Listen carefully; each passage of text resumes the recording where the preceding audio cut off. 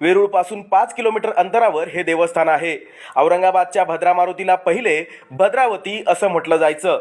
त्या ठिकाणी राजा भद्रसेन हा रामभक्त होता, ज्याने हे मंदिर उभारलं होतं, त्यामुळे त्याला भद्रावती असं म्हटलं जायचं। त्यानंतर कालांतराने भद्रा मारुती असं नाव त्याला पडलं।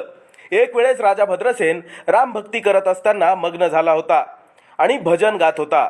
त्याच्या आवाजाने श्री हनुमान त्याच्या जवळ आले आणि भजन ऐकत मंत्रमुग्ध झाले। तिथेच ते समाधी अवस्थेत लीन झाले। त्यावेळेस हनुमान यांना पाहून राजा भद्रसेन यांनी आपण इथेच विराजमान व्हा अशी विनंती केली होती।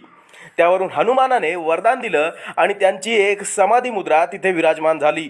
तर दुसरीकडे अशी देखील आख्यायिका आहे की जेव्हा लक्ष्मण यांचे प्राण वाचवायचे होते त्यावेळेस संजीवनी जडीबुटी घेण्यासाठी हनुमानजी गेले होते। त्यावेळेस विश्रांतीसाठी ते थांबले होते आणि तिथेच त्यांची एक प्रतिमा कायमस्वरूपी स्थापन झाली। त्या ठिकाणी भद्रा मारुती असं नाव पडलं